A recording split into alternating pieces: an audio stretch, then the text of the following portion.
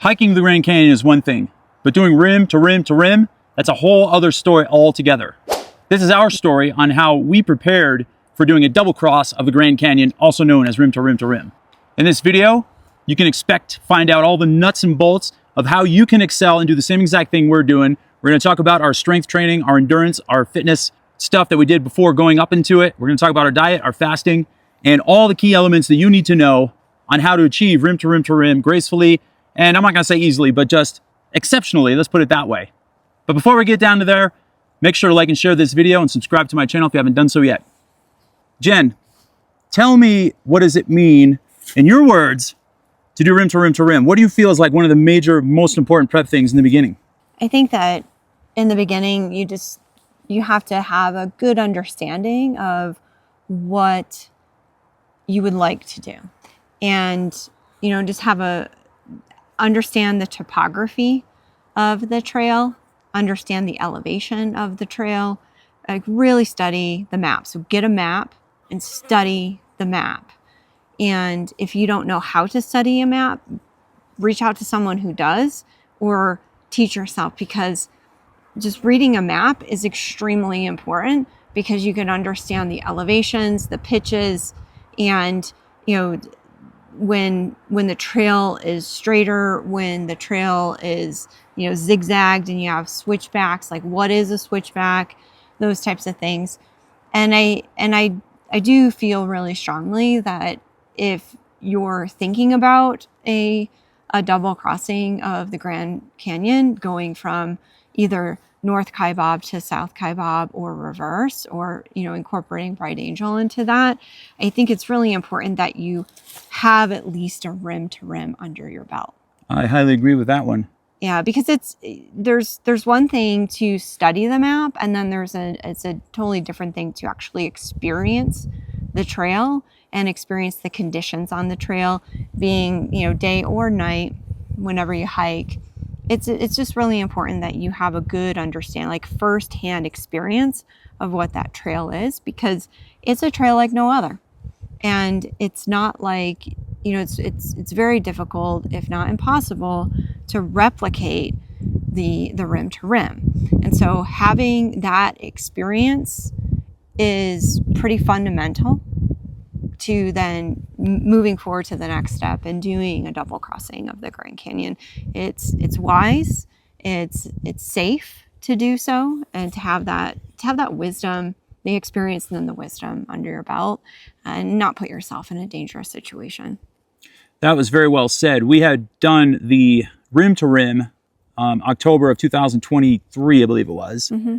And we already had, being that we've done that, in my mind, I already know how, I have kind of an idea of what the terrain looks like, what the feel is, the scree, where there's like high railroad ties on the south end, different things like that for the mules to cross. And I feel so much more confident because we did that already. I would never suggest, like Jen said, doing rim to rim to rim right out of the starting blocks. If anything, at least come to the Grand Canyon first, do some day hikes, even start there. Then get to the point where you can go down to Phantom Ranch and come back up and maybe camp overnight. And then when you feel you have the strength to do it, do rim to rim. And then when you want to really put your foot on the gas, do rim to rim to rim. Now remember, this is 42 miles we're doing. This is an ultra hike. This is no joke. This is it's a pretty high echelon, especially when you're carrying weight and everything on your back. And you need to be very mentally prepared. And I'm a big fan of the power of visualization. And I also suggest practicing that before you come, and see yourself in possession of, at the end, of making it through. And use that as a motivator when you're doing your gym workouts and when you're doing your endurance workouts and things of that nature at home. Another thing I want to mention is, don't neglect downhill training. I can't stress that enough. We're fortunate enough to live in the mountains, in the Rocky Mountains in Park City, Utah, and we have elevation of 7,000 in our backyard. And that's what we did a lot of training on the past few months, in conjunction with our beefcake strength training, circuit type workouts, and everything else in between. If you don't do that, you have a chance of wearing out your anterior tibialis muscles, which run down the front of your shins. Going downhill, you'll be doing a lot of that, coming down the north rim and down the south rim. So you definitely want to do downhill training. And we also did some backwards walking uphill, which was a phenomenal way to get more of the front part of your legs trained. When you're walking uphill regularly like this, most of the stress is coming on the backside or posterior part of your body, and especially in your calves and your glutes. But when you turn around and walk up backwards, it gets shifted to the front. So that's another convenient way to work your anterior tibialis, and it also takes load off your joints as well. And you mentioned something earlier to me about you wish you had done more hot yoga. We've been doing hot yoga too. Explain that a little bit. Well, I think that for us, our training from January until now June consisted of many different things, but we had regular routines that we would deploy and do. Essentially, there was a weight training, and then there was cardio. There was a ton of endurance training in relation specific to hiking, and we had tracked and logged over 40,000 feet of elevation gain from January till this past Saturday, where we did a 25-mile hike, 4,000 of elevation gain in 8.5 hours. And so it all led to that, right? So we were working towards being able to achieve at least 25 miles. And the weekend before that, it was 22. And the weekend before that, it was around 20. And so all of those things, like being strong physically from a muscular standpoint, your cardiovascular system being strong is also really important because, your heart and your lungs need to support the rest of your body, and stretching. And I think that all of those things together are extremely important to prepare for something like that. You're going to need strength. You're going to need a good heart, strong heart, healthy lungs, and you're going to need to have practice being on your feet for elongated periods of time. And there's only so much time in the day, but looking back on it, I feel like I could have done more stretching in my routine. We could have incorporated a little bit more hot yoga, and hot yoga was a key part of our routine because being in the 105 degrees for 60 to 90 plus minutes while working your body and breathing a very specific way through your nose and through and out your nose.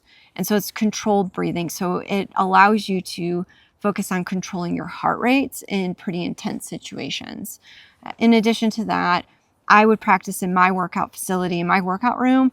I'd always have the heat on. So the heat was on when I was lifting weights. The heat was on when I was on my spin bike. Yeah, it felt like your room was a hot yoga dojo to me every time I'd step in there. Yeah, again, that's all in preparation for just making sure that your body and your mind can perform in high heat situations and strenuous situations like the Grand Canyon. But I will say that to echo Kevin's point, your mental game, your mind will give out sooner than your body will. Absolutely, that's a great point. And so just really preparing yourself for, like, I'm going to enjoy this hike. I'm going to enjoy the sunlight. I'm going to enjoy the moonlight, the moonlight, the sand. I'm going to enjoy certain things, and not necessarily looking all the way up to where you have to go, but really enjoying that part of the journey and being very present in the moment is going to keep you really grounded in order to finish the hike while not being, you're going to have anxiety. We all have some certain levels of anxiety through these types of hikes because you got to make it out, and there's no option, and it's best to make it out on your own. And so part of that is not getting into your head too much and staying really grounded and being very present. And again, your mind will give out sooner than your body. Your body is so strong, and just having faith in all the prep that you've done to get to this point, I think it's going to be really important for you. I agree with everything she said, and what she's talking about, I'm going to use this word waypoints, which she uses all the time. And when she's writing a map out, she puts these little check marks on the waypoints, and it's like 5 miles to this point, 8 to this one, 10 to this one, whatever.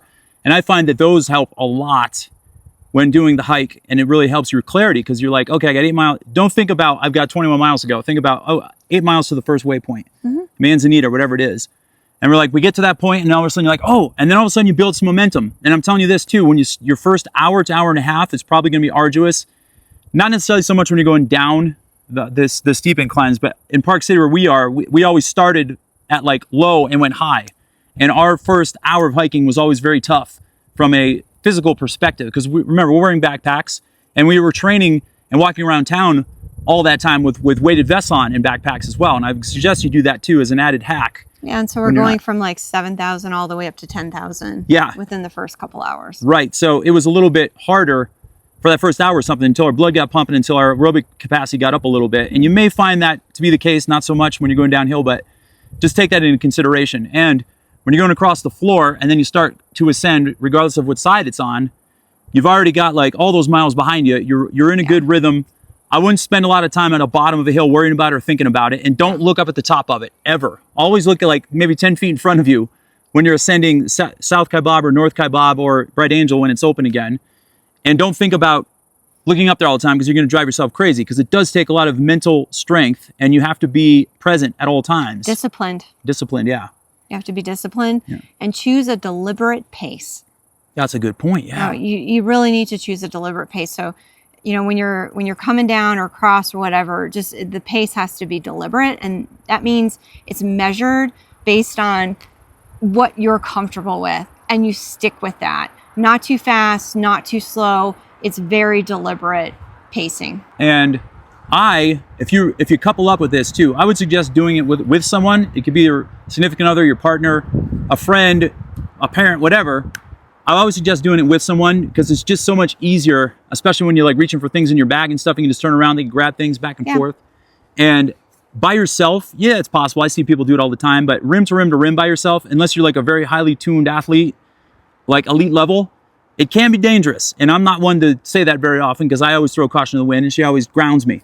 But we have a really good chemistry together when we do hiking and do outdoor activities. And I have to keep in mind that I'm taller and have long legs.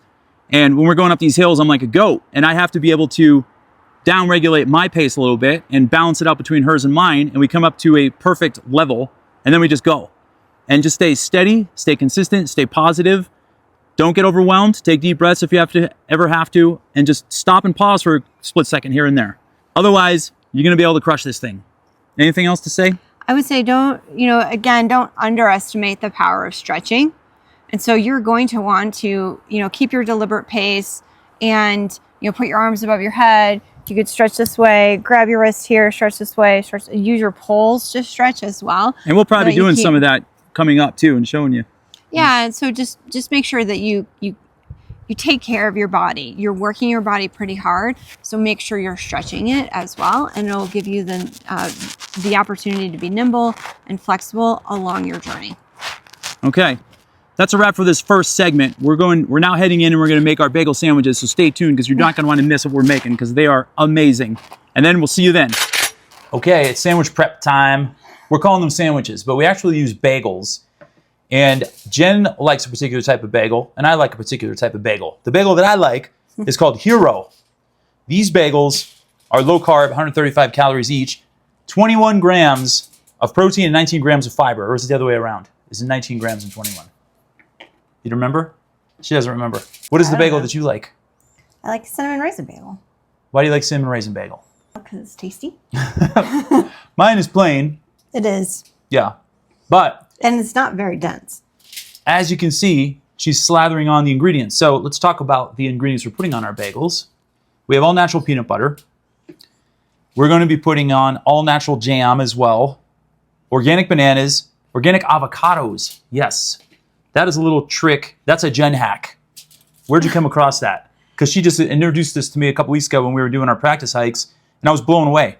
Did you come across it somewhere, or did you just come? I did, on the Grand Canyon National Park site, and it showed a recipe for peanut butter and jelly with avocado on there, in order to just increase your calories of your sandwich, and calories and fat. That's really important in this time of year and these types of really long hikes. So I found it there on the National Parks website, and I was like, wow, that's pretty cool. I think avocado would taste great. And so we tried it out last weekend. And it was an unbelievable pairing with peanut butter. Like, I'm thinking to myself in the future, a peanut butter and avocado sandwich might be absolutely amazing just by itself, without the extra trimmings that we put on. Yeah. And avocado, yes, it adds very good, beneficial, clean calories when you're doing something like the rim to rim to rim, or even just rim to rim. It's also high in monounsaturated fat, which is good for brain function. And believe you me, you need every bit of brain function, like I mentioned earlier, in a hike across the Grand Canyon, especially if you're doing R3 like we're doing. Avocados are also very high in potassium. So let's take that in consideration. Again, we want to make sure that electrolytes are topped off at all times and get as many foods in our system as we can that are potassium rich, especially because we do time restricted eating and we don't eat like all day, every day. And a lot of people I see doing hikes are constantly talking about food, and they eat all the time, every 2 hours, every 1.5 hours, and all these different things. Yeah. And we're cut from the other side of the stone. We're fasters. We work out in a fasted state. We train in a fasted state. And that was one of the hallmarks of our training coming through the whole process up to this point. However, we do know the necessity of proper nutrition and fueling when the time is needed, when you're doing in a hiking situation. And electrolytes are the most important thing. So we have avocado, which is a good source of potassium. We have banana, which is a good source of potassium. We have monounsaturated fat, which also helps reduce inflammation too. That's another big benefit. And now she's putting raisins on here because we're carving these babies up too. So they're going to be high in good complex carbs. They're going to be high in monounsaturated fat, healthy fat, and a good source of protein as well. And the peanut butter is not the good source of protein. Mine will be higher in protein because my bagel is high in protein. But we're going to have these, and we'll probably have a nutrition bar as well. And maybe something else too, who knows. I have these beef sticks that I bring with me, and I'm going to have a couple of those. We'll have apples. Apples? Yeah. We'll have some apples out there. And normally, we really doctor the heck out of these things. And we put cacao nibs on them. We put honey. We put banana, avocado, all the things I just mentioned. But these extra trimmings on the top that not a lot of people know about. And we usually go with cacao nibs, raisins. What else do we put on them? Cranberries. And we put some protein powder on there too. Yes, and then we sprinkle protein powder on the top of them. And then we make them like a big manwich like this. We fold them up in foil. And then they're so delicious, especially after we've been hiking and fasting for a long period of time. Our body is like sponges. Our bodies are. And they're ready to absorb those nutrients. And that little bit of protein powder on top adds a very surprising and delicious addition to our bagel sandwiches. But we're going to try something really cool this time around. Well, we're going to have some pudding, actually just some pudding powder on top. And it gives us some extra calories and some richness in the chocolate. You said that perfectly. I almost guess you're a pro at this or something. We forgot our protein powder. That's the bottom line. So we're scouring around our big bucket of things that we brought. And she's like, what can we use as an alternative? And I'm like, she's like, oh, how about the pudding powder? Oh, that's not a bad idea. So this is called Simply Desserts. This is a fantastic company. They have all these keto desserts available. They have pudding and they have an alternative to Jell-O. I've done videos on these in the past. Check them out. They're on my page. And I love the idea of putting some chocolate pudding powder on there. It's probably going to make it a little more congealed and like chewy and moist and delicious. And I'm down with that sickness any day of the week. So that's going to be the audible we call. So overall, our bagel is going to consist of peanut butter, jelly, honey, banana, avocado, pudding powder, and raisins. Right? Did I get it all? Yeah. And that's what we're doing. We're calling an audible. Yeah. So take our advice. If you ever have to call an audible, just don't panic and just know that you can always find something else. And I actually had to go over and get raisins from the general store here. We're at Jacob Lake, remember? And this is an awesome place. It's nice and serene and peaceful back here. But we went to that general store a couple times because we forgot a couple things. I went back to get some honey and raisins because we forgot both of them. I got this awesome Sous B Premium Pure Honey. And it's got no artificial ingredients in it. It's just pure honey. And they didn't have raisins to buy. So I said to the dude behind the counter, because they make these cookies every single day. They're absolutely amazing. And I said, hey, is there any chance I can get like a handful of raisins? Because we forgot our raisins. And I explained the situation to him. He's like, well, let me go back and talk to the people in the back. So he disappears. He comes back out. And he goes, okay, I'll give you this many. And they charged me for one cookie. So I had to pay $2.50 for a thimbleful of raisins. But it's totally fine. Almost done, babe. These are looking amazing. Okay, here we go. Jen is now sprinkling on the raisins. Oh, she already put them on. She's now putting on the pudding powder. As you can see, here's her sandwich over here. That's pretty beautiful. Look at that. It's almost like a gourmet thing, like you want to eat it with a knife and fork. But we're going to be all dirty and filthy out there, and that's not going to be an option. We don't care. We'll just wash our hands in the Colorado River. Anyway, those are our sandwiches. They're going to get wrapped up. They're going to be put in foil, and then we're off to the races. Stay tuned for our next leg. Here we go. Okay, here we are. We're at the North Kaibab Trailhead. And it is approximately 40-ish? 6:20. 6:20. We're about to head out. The weather is beautiful. It's about mid-70s, I would say. The wind just died down. We're super stoked about that. We did wait a little bit for the wind to die down because we were having about 25-mile-an-hour wind gusts. And this first part of the hike is a little bit of a catwalk. So we wanted to make sure we were safe. Yeah, so take that advice if you're going to be launching it sometime around the time we're leaving. You don't want to get knocked over by the wind, trust me. The fall probably doesn't hurt, but the landing hurts really bad. Anyway, here we are, North Kaibab. We're about to Just be safe. Just be safe and have some fun. Okay, you ready, Jen? Yes. Give me a kiss. All right, stay tuned. Just want to do a quick update. We are at Phantom Ranch. We're about 14.1 miles into the hike. It is about 12:15. That is 12:15 is in midnight. Jen just had to do some taping on her heels and toes. She's developing a couple blisters. But otherwise, we're still going strong. We're doing well. It's still warm down here, warmer than I expected. We had some wind that I wasn't expecting. We had a lot of dust coming into us as well. Got into our eyes a little bit. And yes, I have a big welt on my head from my headlamp, as you can see right there. And otherwise, we're doing good, and we're about to do the final push. Jen's back there, still catering to her feet. We just watered up down here at Phantom Ranch. We really haven't had anything to eat. We're still fasted, basically, from the time we started. I've only really had one meal today so far. I'm feeling pretty good. I'm feeling pretty strong. I don't feel bloated or any weirdness that I probably would feel if I had a big meal. However, I am starting to get hungry, and I'm looking forward to eating when we get up to the top of South Kaibab. The bats are pretty bad. They've come swooping at us a lot. For some reason, they really enjoy Jen's blood or something like that, because they keep swooping at her more than me. And one of them actually didn't nip her, but it hit her, right? Did it hit you? Yeah. A bat actually hit her. So if any of you are coming down through the Grand Canyon at night and you're doing the night hike, just be aware of the bats. They're relatively harmless, I would say, but they will swoop at you a little bit, and don't be surprised if one of them takes a swipe at you and tries to scare you or something, but none of them really try to bite you or anything like that. I think they're just trying to scare you away because they think you're on their territory or something along those lines. And we did see some deer too. Right along the trail, there was a deer eating green leaves, and I saw these green eyes staring at me, and I just froze because I thought it was a bear or something. And I'm like, Jen, look at this. We walked right by 5 feet from the deer, and he just kind of looked up at us. He's sitting there chewing away, having a good time. And I'm like, okay, keep eating. We'll leave you be. That's pretty much the report for now. Stay tuned for when we get to the top of South Kaibab. Okay, here we are at the other side of the Grand Canyon. We have now achieved rim to rim. It took us about 10 hours and 46 minutes. It is much colder over here. As you can see, we have our windbreakers on. We're about to sit down and eat our meals. Here's the bagel sandwich that you saw earlier for me. And Jen is already starting to munch on hers. I also have some beef sticks in here, a couple tangerines, and I have a nutrition bar as well. This is called the fasting bar. Obviously, it doesn't apply in this situation, but it's very tasty, and we're getting some calories. We are feeling pretty good. The sun is coming up. The moon was beautiful, and we're gonna eat, fill our water bottles, and then we're gonna start heading back. So stay tuned for the next leg. Okay, I just want to shoot another clip here. It's about 6:30 a.m. Look at that view. Absolutely beautiful. We are heading down South Kaibab now, heading down. There's Jen over there. And we're gonna be going all the way over there and back over there to North Kaibab. But I just wanted to show you a quick clip of this. Absolutely beautiful. Okay, we just conquered South Kaibab Trail on the way up and on the way down.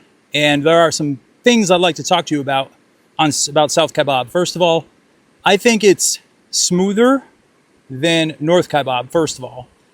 Secondly, be aware of this. We started the descent around 6:30 a.m. and we went down between 6:30 and like 10:30 a.m. There are a lot of switchbacks. There are a lot of winding turns on South Kaibab. And here's another thing to take into serious consideration. Anything you've heard about it being completely exposed to the sun is absolutely true. It is highly exposed to the sun. And I was putting mega doses of sunblock on the way down, and I was still feeling the sun on my flesh. I would highly suggest you wear some kind of breathable long sleeve shirt, or make sure to really put some deep sunscreen on, some good 50 SPF or more. Make sure you get a clean one with no chemicals or preservatives in it, because that's not how we roll. And lather up really well when you're coming down, even if it's early in the morning. And they always say 10 o'clock in the morning to like 4 p.m. the sun is the strongest, but I promise you, you will get scorched if you don't do anything about sunscreen or protecting your skin in between the hours of 6:30 and 10:30 a.m. in the morning. However, once you get past about 10:30 a.m., there are these nice pockets of shade that start to develop if you're going up or if you're going down. So pay attention to that and use those pockets of shade to rest, hydrate, the list goes on and on. And speaking of hydrating, we ran into this guy on the trail, and I noticed he had a couple bottles of Smart Water on the side of his pack. And I've been noticing a lot of people with bottles just like tucked into pockets on the side of their packs. I highly advise against that. If your water bottles are exposed to the sun like that, they're going to get warm. They're going to get nasty warm, and it's going to be next to undrinkable, and you're going to be unhappy with yourself and with that situation. I highly suggest using a bladder, using a hydro pack. Try to get an insulated bladder as well. Jen has one of those. It works really great to keep the water cool. You may not be able to keep it cold, ice cold, but at least cool. And it's at least refreshing when you drink it. You do not want to have that really warm water. And not to mention, when bottles get heated up, the plastic leaches into the water and makes it more toxic than it might already be. So stay away from those bottles. Make sure to get yourself a bladder. And lastly, we came down the South Kaibab Trail into this beautiful tunnel and then pow onto the Black Bridge. And you just breathe a sigh of relief when you get to that point because you know you've basically conquered South Kaibab Trail. You still have a little bit longer to go until you get to Phantom Ranch, but for the most part, that's your victory tunnel and your victory bridge. Enjoy every second of it. All right, next report, I don't know where it's gonna come from, but stay tuned. One more thing before I go, I almost forgot. Right before Phantom Ranch, there's this little offshoot of trails that lead down to the Colorado River. We just took our shoes off and dunked our feet in the water and splashed them around a little bit. And also I stuck my hat in the water in my shirt and then I put them back on. This is a technique a lot of people do when they're hiking either direction on the trail. If you need to get cooled off, look for those offshoots, jump in the water quick, get your clothes wet, nice cold water, put them on, it's very refreshing. Okay, now stay tuned. Hey, what is up everybody? It is now the day after rim to rim to rim. We made it, we succeeded, we feel very accomplished. And in doing so, we wanna share all of our key experiences that we went through so you can be very aware of what to expect when you do rim to rim to rim, because we know you can do it and we're rooting for you. So Jen, what's the first thing you wanna address here? First of all, I think that the art of reading a map is so important. And so even if you're not a specialized in mapping, one of the things that, we download all trails, we look at apps all the time, but what's really important is that you know before you go. And part of knowing before you go on really any hike, but especially a hike that is this long. 42 miles. Yeah, I think it ended up being, close to 45, 50 in totality, right? So one of the key pieces here is to know before you go.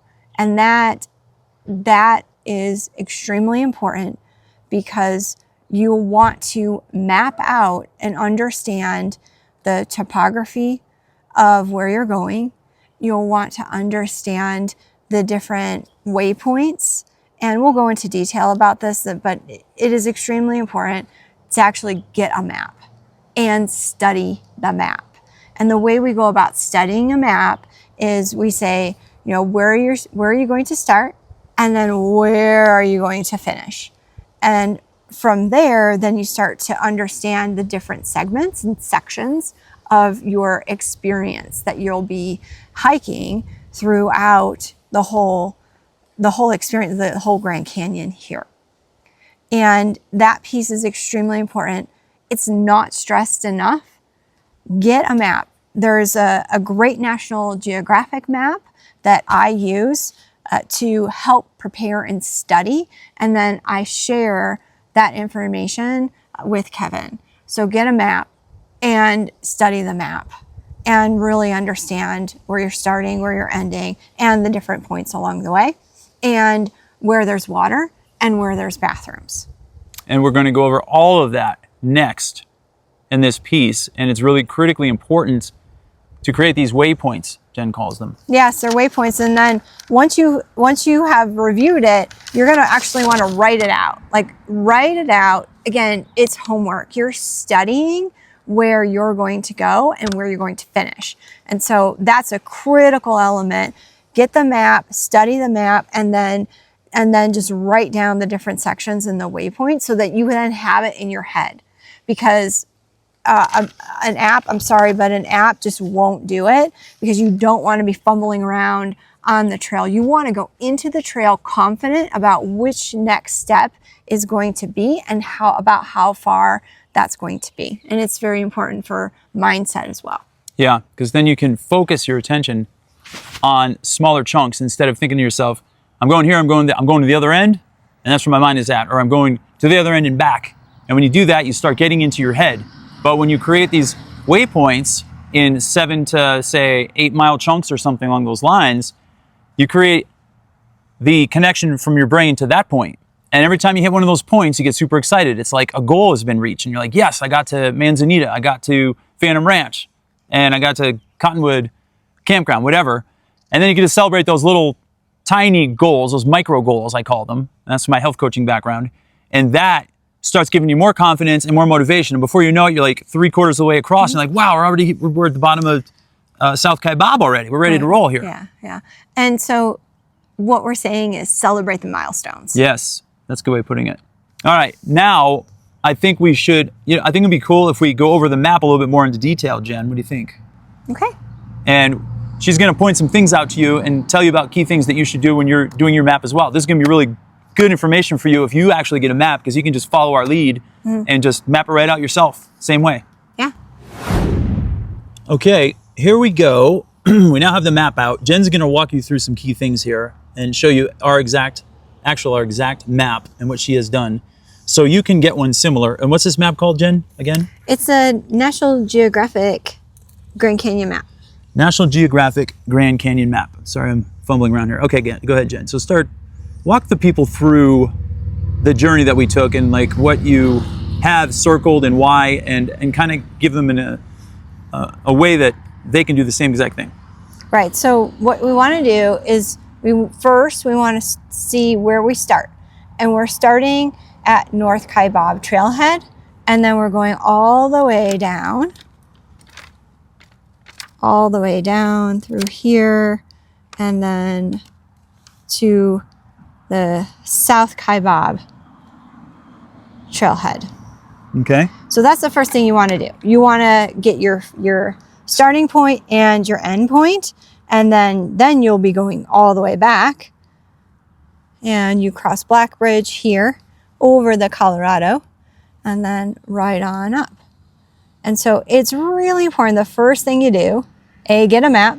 Second to that, just understand where your first point is and your end point.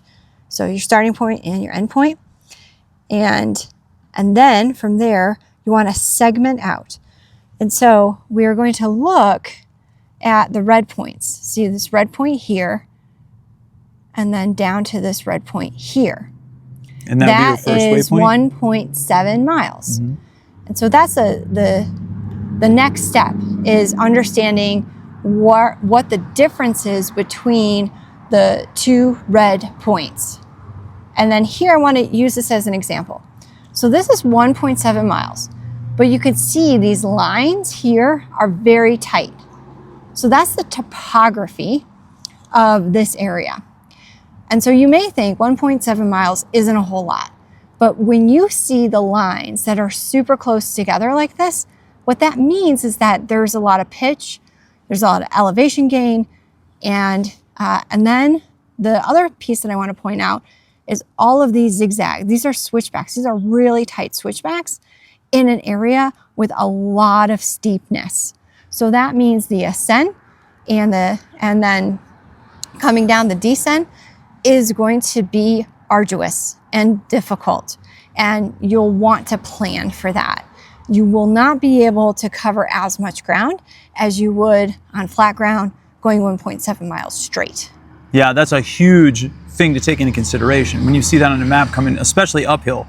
1.7 miles at that end there. Oh man, that was grueling for me. And all these uphills, if you see 1 mile or 1.7, don't think it's going to be a walk in the park, because rarely is it. Just take that into consideration before you even attempt the hike. Right. So that's, assess, really study the map, and, think through about the things that you're observing. So we have the red, one dot to the next, and then the mileage, and then look, analyze, and study the topography. Are there wider lines or are there tighter lines? And then the next step we want to do, after we've calculated each red dot in between, you'll want to then determine where are the bathrooms, and then where are the watering holes, where's their water. And so you'll do that all the way through down Cottonwood, and then literally all the way through. You see all these red dots here. And you circle all these too, right? I circle them, yes. And then you cross over the river, and then right on up. Skeleton Point, and then down. And then you want to assess then back if you're doing rim to rim to rim. And you could take any of these tips and apply them to any map. Yeah, all maps are universal this way. Yeah. And so I think that piece is really important, that you just understand. Get a map, study the map, know before you go, and then the next step after that is to write it all down so you commit it to memory. Tell us about this paper you have over here. Right. So go a little bit more into detail about this paper. So this here is all a part of committing it to memory. And I like to write things down because that's how I remember things. I would highly encourage you to write things down and then share this information with the group that you're going to be going with. Share it with your mate, share it with your friend. And so what I've done here, and I do this with all my longer hikes, is I assess the red dots, the trailhead start, trailhead finish, and then each point in between. And we talked about waypoints being milestones and celebrating those milestones. Well, this here is essentially you're memorializing the different waypoints. So here you'll see a few things that you'll want to point out or add to your own essentially cheat sheet. So you want to put, what your estimated launch time is and whether or not there's water at any of these stops, right? So is there water? And then how long? And so you can see here, and sometimes I round up, sometimes I round down. It's really up to you. But I have each one of those red dots highlighted. And I also highlighted, trailhead to Supai, 1.7 miles. Supai to Roaring Springs, 3.0 miles. Any kind of milestone that you think is important for your brain to remember. And so we have water along here. And then what I do is I say, okay, well, I'll have plenty of water. I don't need to take water. I'm going to take water at Manzanita, because at that point, if I stopped here, it might be a little bit of a waste of time because I'm carrying 3 to 4 liters of water. Right? So save time where you can. You don't have to stop at every single watering hole if you have plenty of water along the way, at least from my perspective. And so I pointed out here that I'm going to fill up water coming down and then back, because I know that on the back, like I had mentioned before, that 1.7 miles, that's going to be grueling and I'm going to want water. Okay. So think about where you're going to want water and where you're going to fill up in order to prioritize time. And then, a big milestone here is crossing the Colorado at the Black Bridge. So this is essentially, the midpoint in my mind. And your midpoint could be different. But my midpoint and celebration is when I cross that Black Bridge. And I'm mentally preparing for then the second part and just making sure that I understand what's ahead of me. Yeah. And breaking it down same way, section by section. And then what I do is I take all of these times and I calculate estimates. So here you see I have ranges for myself. So then at least I have a framework for about how long these things are going to take me between the first part and then the second part when I cross the Colorado. And then I add them up. And I usually give myself, depending on your speed and your hiking, I I give myself anywhere between 2 to 3 hours, 1 to 3, based on the technicality of the hike and what I may experience during that time. And remember, your body is a living organism. So it may get sore, it may get tight, and you're going to want to give yourself some grace by giving yourself time parameters. So you give your mind like, okay, it's going to take about this much time, but I'm okay if it takes a little bit less or a little bit more. Yeah. But having a good time box is really important. Time boxes are critically important, especially on a long hike like this. So those are kind of the key elements. And then at the end, I estimate, okay, it's going to be about 45 miles. And again, these are all estimates because I could walk off on, I could go into the creek, or I could, explore a different, like an offshoot of the trail. So again, it's giving yourself some grace, and you're not super rigid. Like this allows you a framework to operate in, and just making sure that you know your starting point, you know your end point, and what's happening in between, and where the water is, where you want to take a break, Where the bathrooms are. where the bathrooms are. You know your waypoints, your little mini micro goals both ways, and then you're pretty much set up. It's just like an outline. You just have to follow it. Right, that's right. So just making sure that, hey, this is the descend, this is the ascend, and then back and forth, and having these key critical pieces. And then go back and study the map, a couple more times after that. Study the map, quality control it against, what your summary is of your plan. And then, you got a good plan going in. So that is all. These are all critical elements of know before you go. And know before you go is about studying the map. Thank you for that deep dive on the map instructions, Jen. That is critically important. And that was really eye-opening for me when you started doing all this stuff, when we did some of our past trips. So I see the benefit of this. I'm not much of a write-down person, all that kind of jazz. I just go. And I worry about it later. But now that I've been experienced through this with you multiple times, I absolutely see the benefits of it, and I love it. And I'm like, where's our waypoints and everything? I'm always asking her questions and everything. Another thing we want to mention is when you're en route and you are doing your hike, don't look too far up the trail or too far down the trail. That will get you in trouble because you're going to say, oh, so much farther, so much further. Yeah.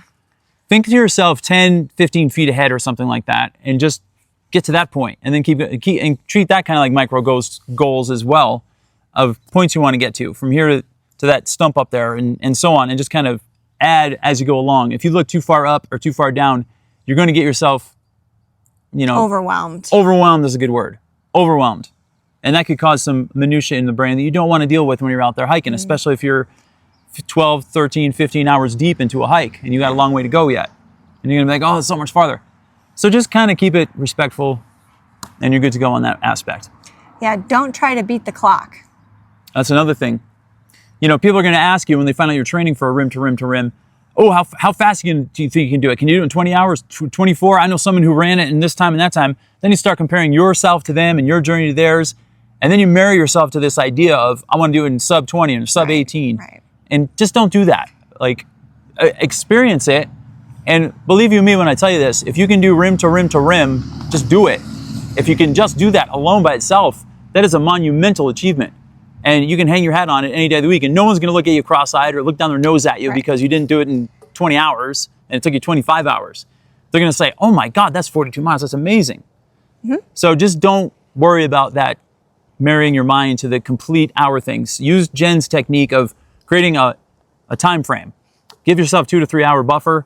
And even if it takes longer than that, so what? If you take an hour swim in the Colorado River, who cares? Right. Don't Just be box safe. yourself in. Do not box yourself in to a specific time, because then you're worried about the time and you're not enjoying the experience of the hike and being in this majestic, peaceful, amazing, grand place. Don't box yourself into a time. They call that time boxing, and we can do it at work, but not on a trail. You give yourself a time frame, which you want to start and you want to finish, and operate within that parameter of the framing of how much time you want to spend in the Grand Canyon from one place to the next. And just enjoy the journey. It's all about the journey always. Never about trying to outdo anybody with time and all that kind of stuff. Right. Just enjoy it. So we just talked about the importance of the waypoints and mapping and, not boxing yourself into a time period. I'd love to hear from you around your story. What was your favorite part of the hike?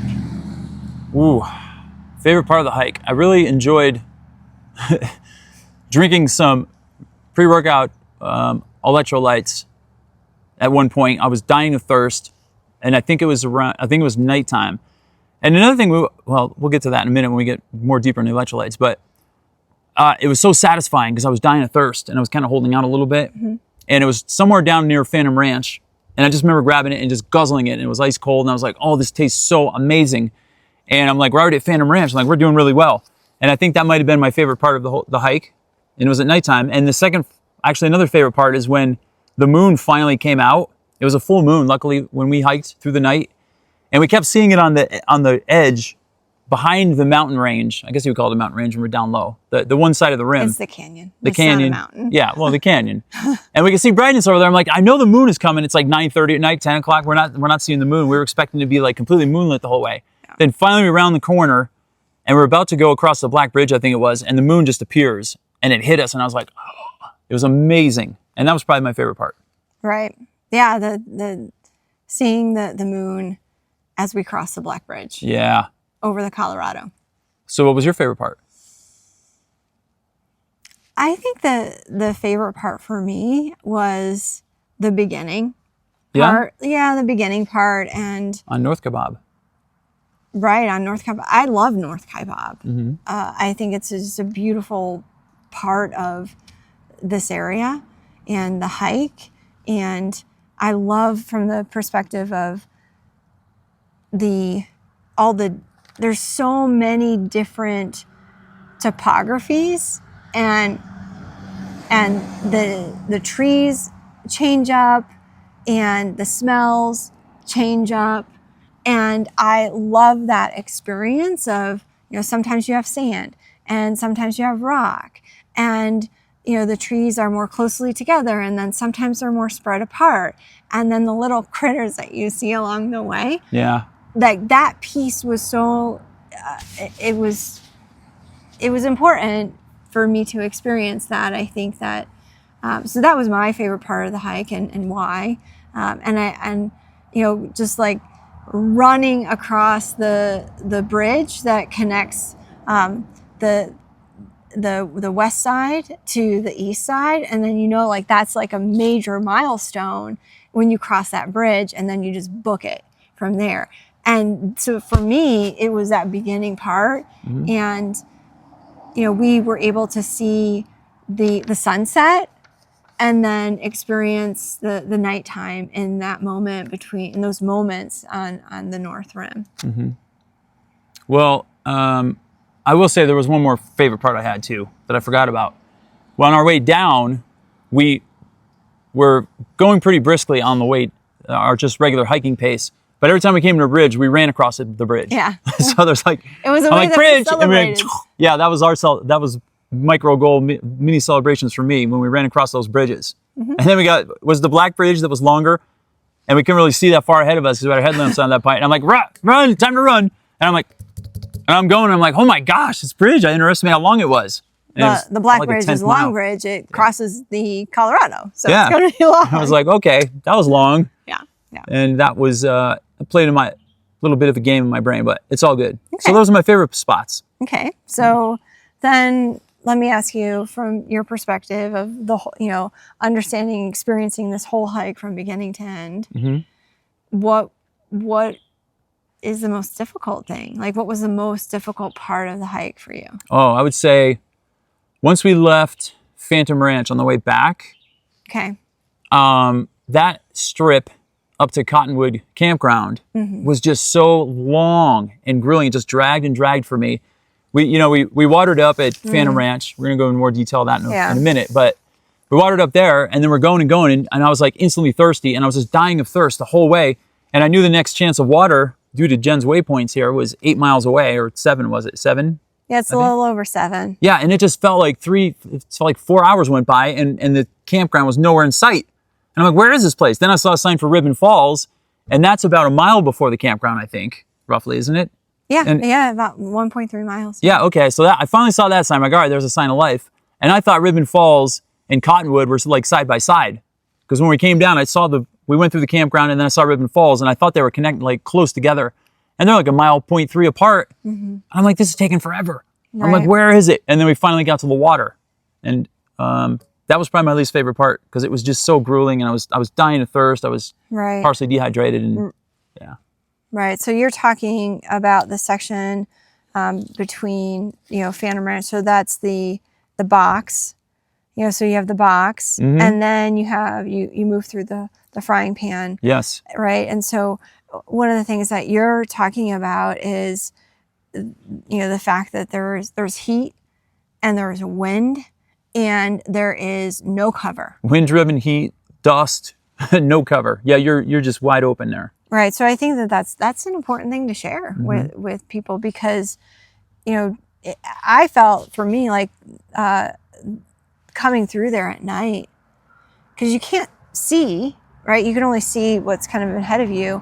And I know the waypoints, right? But again, until you actually experience it and then hook it up with your knowledge of the map, you really truly understand. And I think one of the most important things that you're going to want to know is, if you're doing a hike, really anytime during the year, but most especially during these summer months, it is like a furnace. That's a good way of putting it. Imagine yourself, like your face is near, one of your vents in your home. If you have forced hot air, like a forced hot air furnace, like that's how it feels. Yeah, that is what it feels like. And it's like. all over your body. Yeah. And you're making your way through there. You're working your body pretty hard at elevation. And remember, this is a desert. Mm-hmm. So you have desert conditions. There's no moisture, little to no moisture in the air, and there's blowing heat. And that's the thing that people they either don't know, they're not aware of, and you end up just underestimating the impact that it's going to have on your body, and then start to creep into your mental foundation, your mental stability of like, this is long, I'm really hot, and it just starts to wear you down. Mm-hmm. And I think that when we were coming back, it was very wearing and taxing on us, physically and emotionally as well, because you think you're going far, and you are, but there's all these turns along the way between Phantom Ranch and when you finally make it all the way to the Cottonwood campground. Yeah, it's very mentally taxing, and you have to stay as out of your head as possible. And I mean, when we were on our way back in that leg right there, I'm like, I just kept reminding myself, we're almost there, we're almost there, we're almost there. And even if you're not almost there, you have to kind of pretend you are. Fake it till you make it a little bit. Yeah. Because it becomes a mental grind after a while, and you just have to stay focused. It's pretty much simple as that. Mm-hmm. So what was your least favorite part of the hike, Jen? I'm dying to know. I think when you compare Bright Angel, which we did rim to rim before, and we went north rim to Bright Angel, and then this time around, because things were closed down over at Bright Angel, we went north rim to South Kaibab. Mm-hmm. And I would say that, different people have different perspectives on what's most difficult for them. And a lot of that is based on, sometimes your body type, the things that you enjoy doing. Expand on that body type thing a little bit. You talk about tall versus short. You're talking about bigger, more muscular versus very lean, or like? I think all of those things come into play mm-hmm. on what our bodies like to experience in any hiking situation. Mm-hmm. And so, putting your foot on a log on a step up might be fine for you, but my body is a lot more work because, mm-hmm. I'm petite and I'm smaller. And so it has to work harder versus just a regular trail with no, stones dividing each section of the trail. or railroad ties or logs dividing each, and like actually having steps on a trail and holes on the trail versus, a trail that we're all, probably accustomed to, where there's no stairs, no logs, no stones separating. And it's, it could be, just some tacky ground that you're walking through. And so I think that, based on body type, you might find that like, I love that challenge. I love, just going really fast on a soft, smooth trail. So I think that plays a big role in the uniqueness of people's responses, because, when you're on these Facebook groups or, those types of things that you follow, people will ask, well, what's better, Bright Angel or South Kaibab? It is absolutely relative, I'll tell you right now, to the person. And I'm going to give you an example. Well, first of all, we need to find out what your least favorite part was. You didn't tell us yet. Yeah, so I think that skeleton point. Oh, okay. That's good. Yeah. That was a bit of a crippler, yes. Skeleton point. And the reason why it was my least favorite, first of all, it is absolutely beautiful to look at and awe-inspiring. Like the engineering that the trail builders took to create any one of these sections.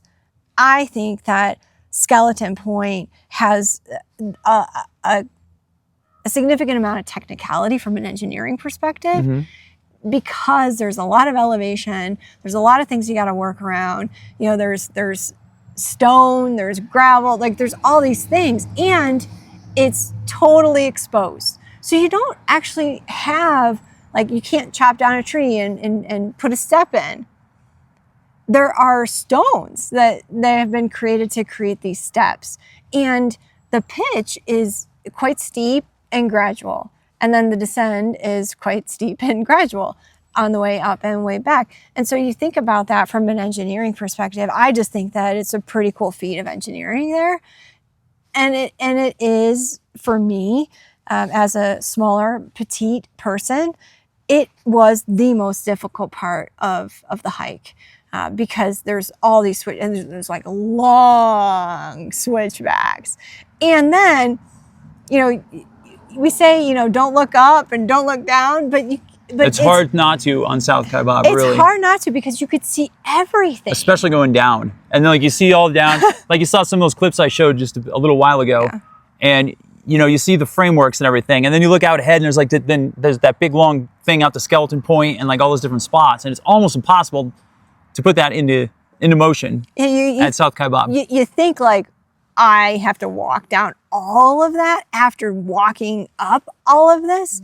And when you're walking up it, you don't necessarily see, but when you're coming down, you have a bird's eye view of how grand of an accomplishment that you made just getting up South Kaibab. And when you're looking down, it's, you could see it. I mean, it's totally exposed. It's desolate. It's like experiencing Mars. If you could experience Mars on the planet, it is, it's overwhelming, really. I mean, I was overwhelmed at points, and I kept, carrying on and, grueling as it was. Skeleton Point was just, I had to really dig deep and stabilize my thoughts as I'm looking at, what's ahead of me on the down. So I didn't necessarily experience that type of, I didn't have to dig into my mental fortitude, because again, it was at night and we're just going step by step by step. But at that point, when we got to Skeleton Point, it was the day, and it was probably the worst time of the day. Well, the interesting part is, like I said earlier, we were going down that at 6:30 a.m. So we were hiking it between like 6:30 and 10:30. And when you're just like constantly getting pounded by the sun, it felt like we were getting roasted there early in the morning. And everyone's like, oh, stay out of sections between 10 a.m. and 4 p.m. That's when the sun is the strongest. But I'm telling you, it's like strong all day out there. Yeah. So just, again, be careful of that. And again, make sure to use a good amount of sunscreen, or wear like a a shirt like this that has SPF UPF, protection on it, or something along those lines, and stay as protected as you can. Yeah. So I think that those are all really important points, like the two pieces, right? The section between Phantom Ranch and Cottonwood is pretty grueling. It's like a fiery furnace essentially for 7 miles, right? Yeah. And then for me, it was the Skeleton Point, coming down Skeleton Point, not necessarily going up Skeleton Point, but coming down Skeleton Point, because it's a pretty technical part of the trail, and it's fully exposed, and you could see the whole thing, which is amazing. Absolute engineering feat in that area, and absolute gratitude to the engineers that put the whole trail together. But that Skeleton Point there, I think, is quite a technical part of the hike. Okay. Now let's shift gears back to water and hydration, which we kind of danced around a little bit earlier. This is something that you absolutely want to take very seriously. Do not skimp on it. I train with like minimal amounts of water and stuff like that back home, especially leading up to this, and I have different tricks and stuff I do, but I do know the importance of being hydrated when I get here. And I throw all that out the window, and I just do that as a safety precaution in the event a long stretch comes where I'm unable to get to water or so on. However, I would suggest getting electrolytes no more than 2 hours apart the whole entire time you hike, either if it's rim to rim or rim to rim to rim. Drink water regularly, and again, you got the map tricks right now, so you know where all the watering spots are, and we could just go down the watering spots with you right now, and it's Manzanita would be the first one if you're coming from North Kaibab down. And then what's next? Is it Cottonwood? Manzanita for right now, because the other pieces are, the water. They're doing some water construction. And any other, given Sunday where they're not doing the water construction, it would be North Kaibab first, the Supai Tunnel. They have water there? Yeah, they have water at the Supai Tunnel. Oh, I didn't know that. Yeah. So remember, they tie up the mules there. Yeah. Right, so they're going to need water for the mules. Oh, of course. Right, so Supai Tunnel, Roaring Springs, and then Manzanita Rest House, and then Cottonwood Campground. And what's the distance between Manzanita and Cottonwood? The distance between Manzanita and Cottonwood is 1.4 miles. Okay, so you got about 1.4 miles, and then after you get that's a grueling 1.4 miles to get to Cottonwood Campground. Yeah, it is pretty grueling. That's pretty technical.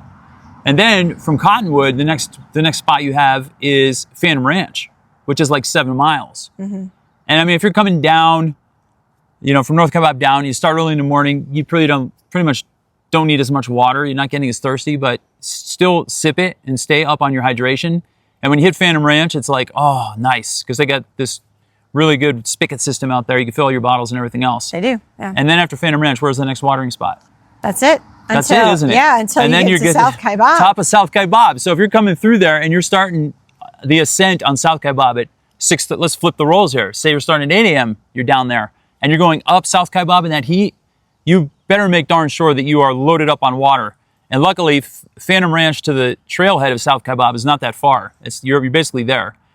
And you can load up on water. Right. And then at the top of South Kaibab, you can get water there and then come right back down. Now, we have a little bit of a issue we want to talk to you about when it comes to the flavor of the water we noticed doing this whole thing. And I have to bring this up because at Cottonwood Campground, yeah. There are two places, Cottonwood and South Kaibab, where the water tasted very chlorinated to me. And I'm not a big fan of chlorinated water at all. I don't drink it ever. But if you are absolutely, don't overlook the fact that it's there and drink it to stay hydrated. But just know that the water at Cottonwood and South Kaibab does taste chlorinated, and Phantom Ranch tastes like amazing. It tastes like the best, cleanest water in the world. When you get to Phantom Ranch, either direction, load up all your bottles on water. If they're open, get a bag of ice and fill ice into every single container you can, and take the time to sit there and chop it up and do it. You will not regret it, either direction. Yeah. And whenever you come to a watering hole, even if you've only drank like 4 ounces out of one bottle, always fill up no matter what. Even if it's that nasty chlorinated water, unless you can make it the stretch down to Phantom Ranch.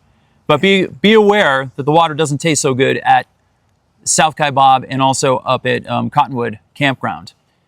And what was the other thing I was going to mention about the water?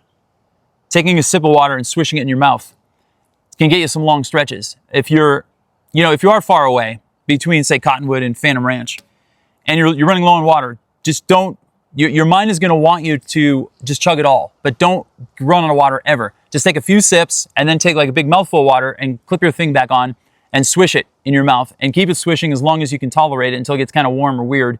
And then swallow it, don't spit it out because you want to get as much hydration as you possibly can. And then have electrolytes with you, have packets of them, have whatever your interesting way is that you utilize them, if they're tabs or whatever they are, fizzes. I would say no more than, I think I said this before, about 2 hours apart. Yeah, it's about every 2 hours, you'll want to take electrolytes. Yes. And don't put them in a container and shake them up and just chug the whole thing instantly. Some people can tolerate that, but not a lot of people can. It could cause a bloaty feeling. It could cause distension. It could even cause a laxative effect if it's high in magnesium. Be careful when you do that. I would suggest just taking, a couple big gulps of it, close it, go another mile or so, take a little bit more, kind of time release it. That's your best bet. And then take some water after it and swish it around in your mouth and keep that swishing and then swallow it. And then you should be good to go. And focus on like every 2 hours for your electrolytes.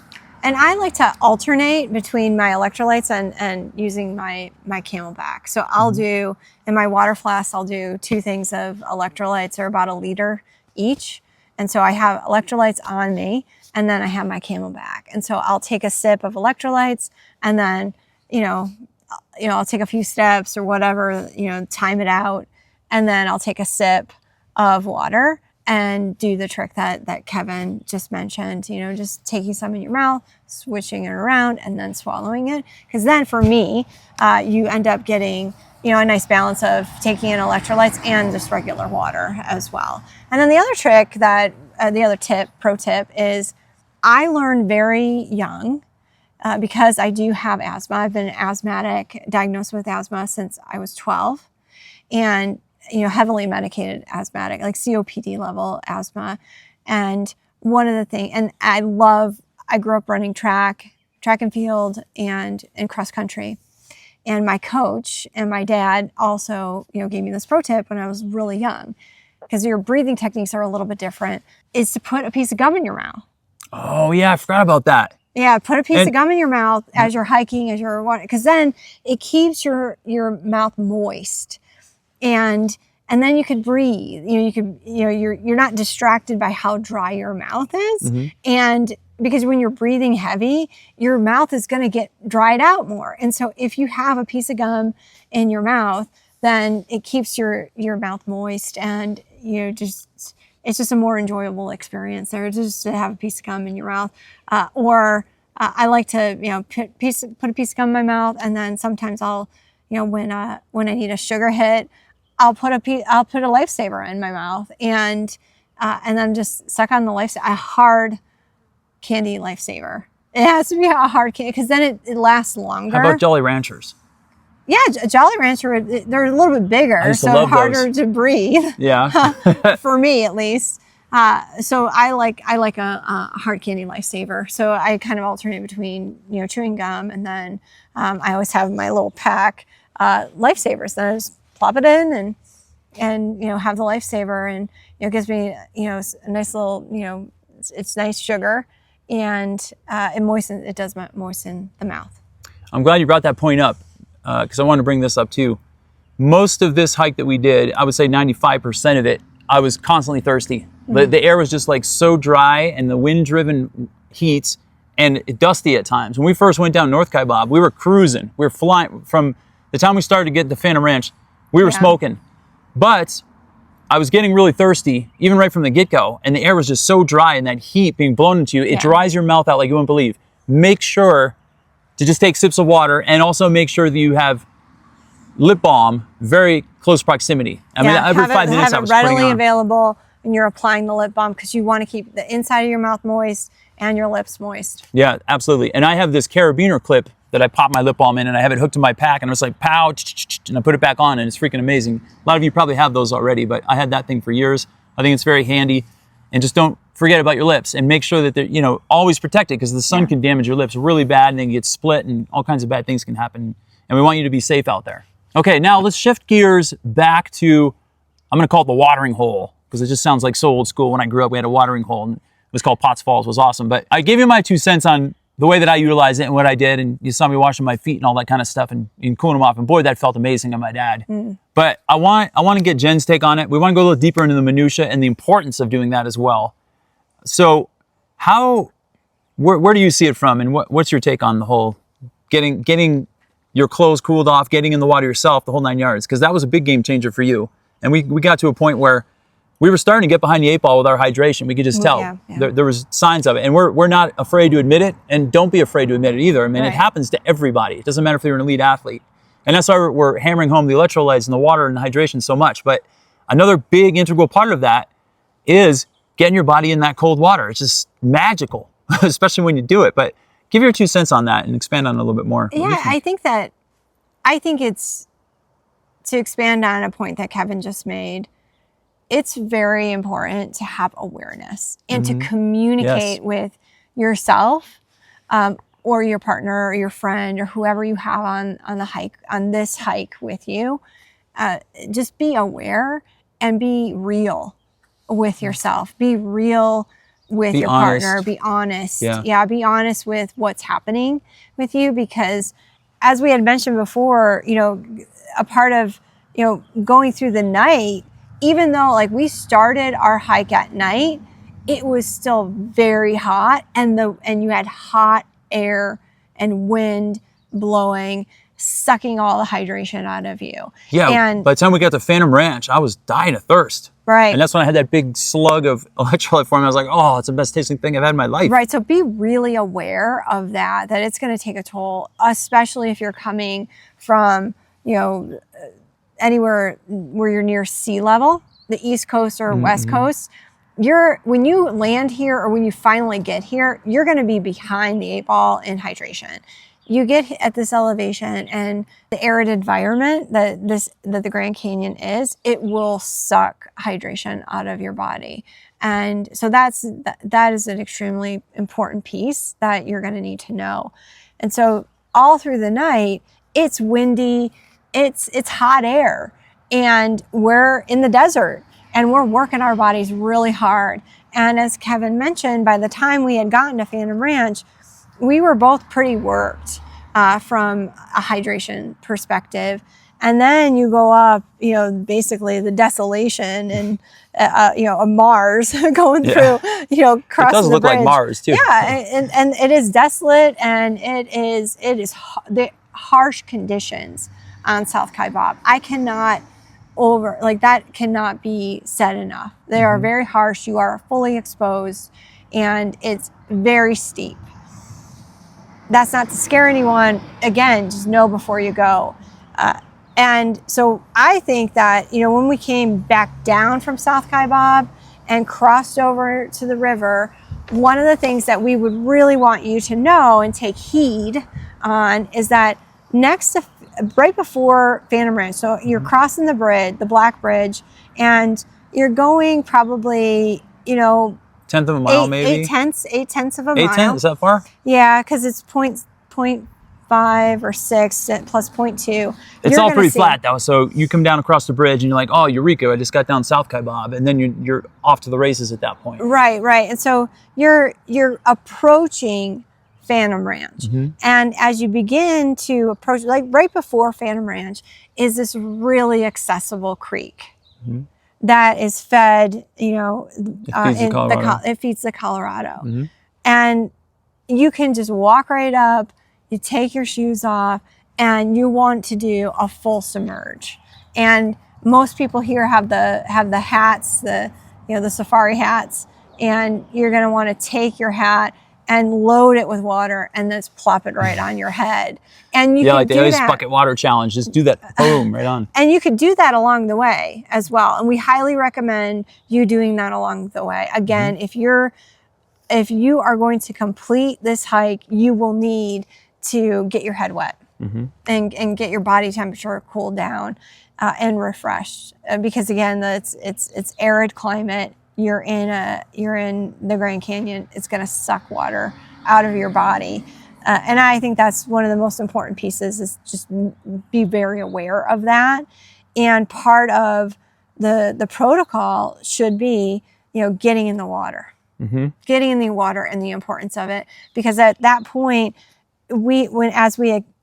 first of all, it was a huge milestone for us and a small feat to make it down South Kaibab, crossing the river, and almost to Phantom Ranch. We spotted that creek there, and I found a spot for me, and I found a spot for Kevin, and I just said, get yourself into the creek now. And what that did for us is it allowed us to cool down, and it acts as, you're gonna work your muscles too. So massage your muscles, massage your feet, and it'll reduce the swelling in your body because it is cold. It's very therapeutic. I think I stayed in there for like almost an hour. Yeah, you were there for a while. Yeah. It's almost like it's like homemade cold therapy out there. And it does feel absolutely the original amazing. Cold therapy. Yeah. Really. Yeah, Right. it is actually. Right. Yeah. So don't be afraid to fully submerge yourself in this creek. It's a perfect little creek. You're not going to be washed away in the Colorado. No. Be Really very easy, careful. accessible. I just think that that's a perfect point.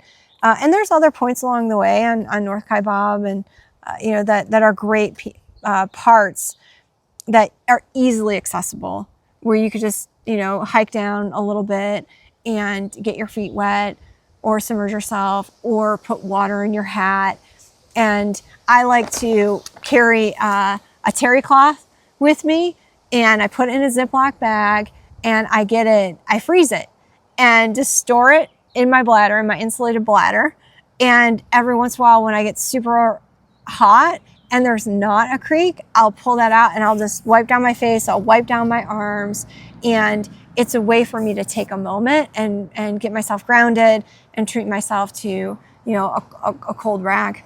Yeah, and you dry out really fast when you put on your hat, your shirt, whatever it is. I mean, take off your shirt, take off your hat, dunk it in there, and put it right back on. Like she said, bucket head, and then just mosey on up the trail. And every time you run into any opportunity to do that, do it. There's these little tributaries of water that cross the path, the trail every now and then, and you'll see all the watering holes. Phantom Ranch, Cottonwood, all of those. Like the Cottonwood water, don't even worry about the chlorine there, because you're just gonna put it on your body. Get your hat under there, get your clothes under there, and just keep on trucking with it. And it's gonna be a life changer for you. And you mentioned something else that brought something up with me about the bladder. I'm not a fan, like I said earlier, I see people with these bottles of water hanging out the side of their pack, just regular bottles of water. Oh yeah. Smart water and different ones, and it's gonna get toasted, and it's gonna taste awful, and I wouldn't suggest doing it.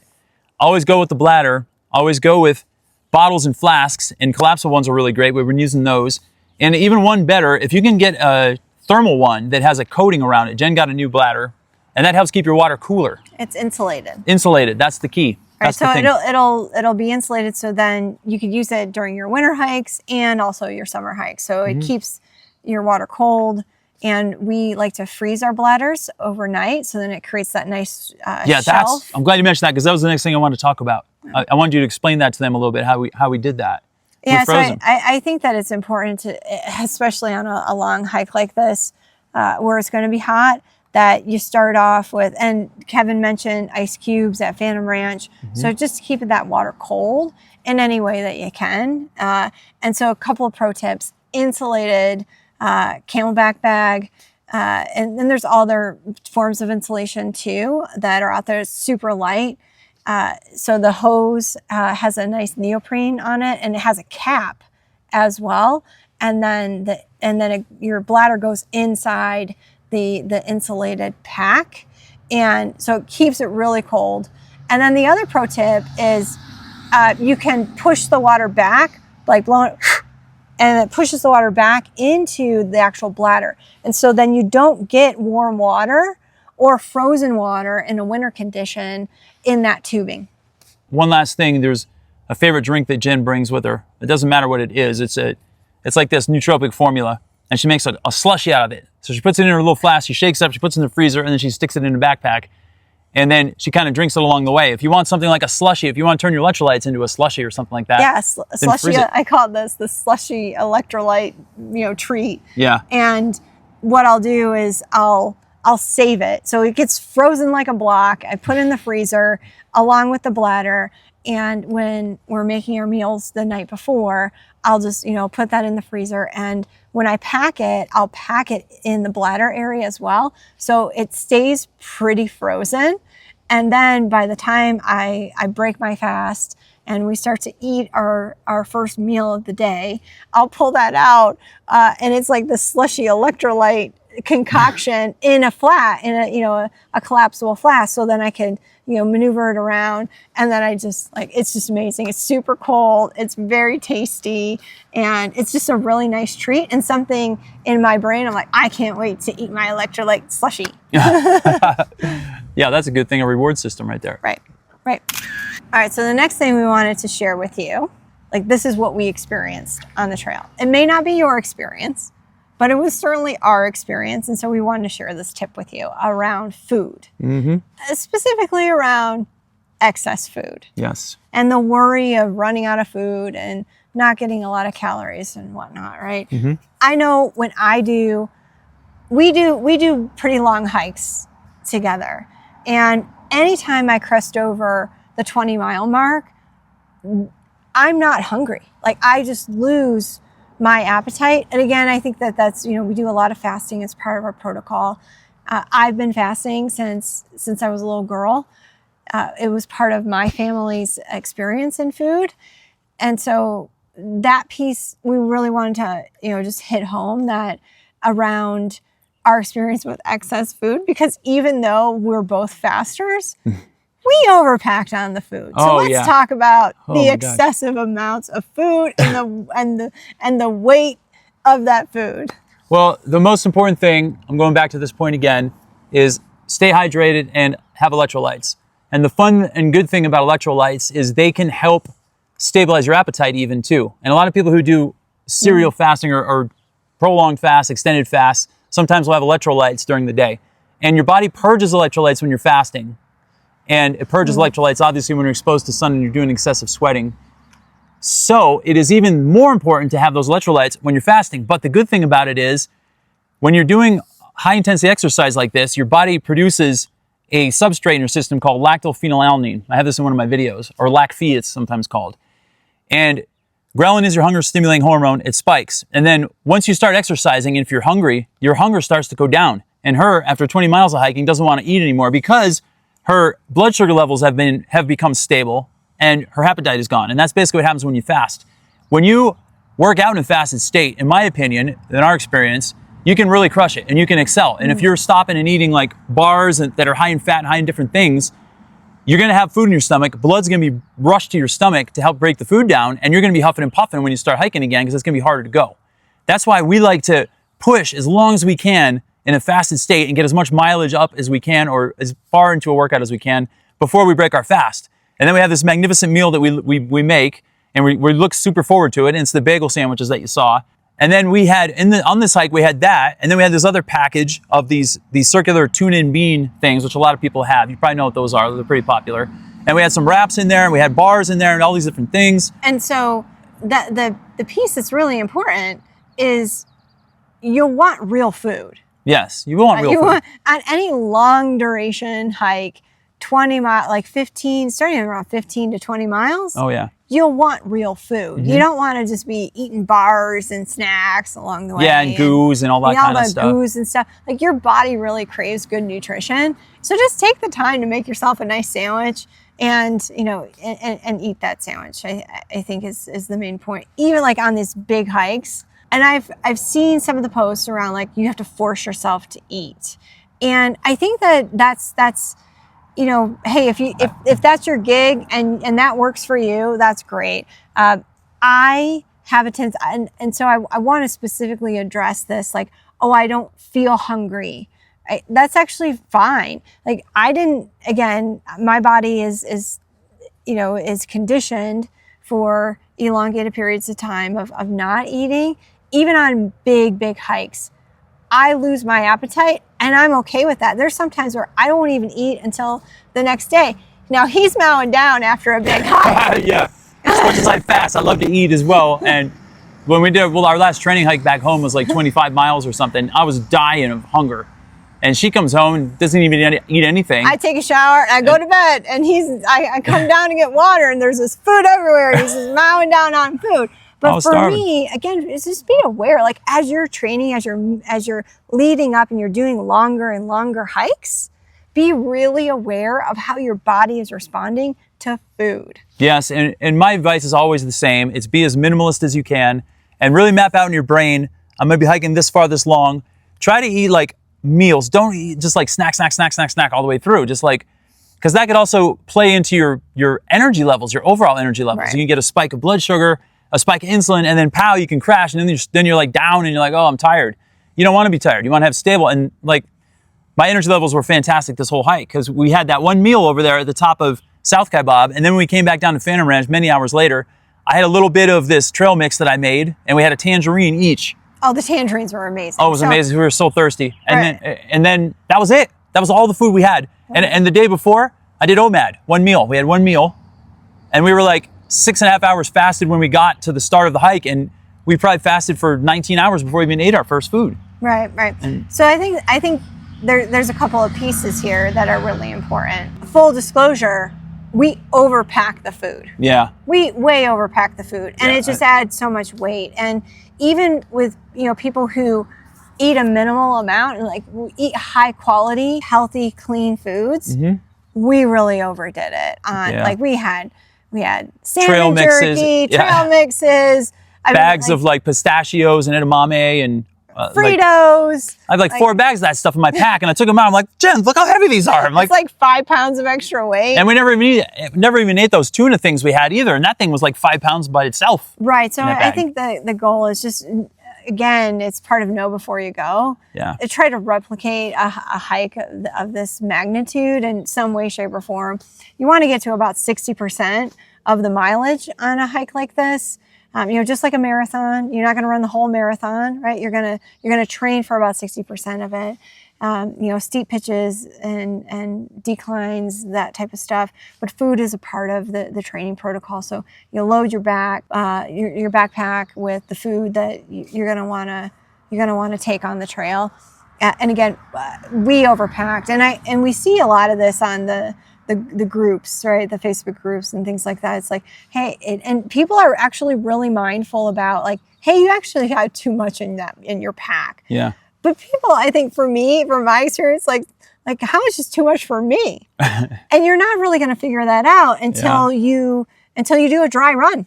That's 60% of, the 50 or so miles that this could end up being. Mm-hmm. Okay, now I want to shift gears to the compatibility thing. And I mentioned this a long time ago, maybe at the beginning of this video. Always hike with someone.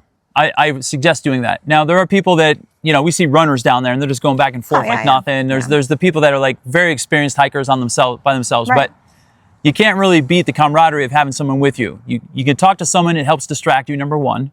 Helps you get across faster, smoother.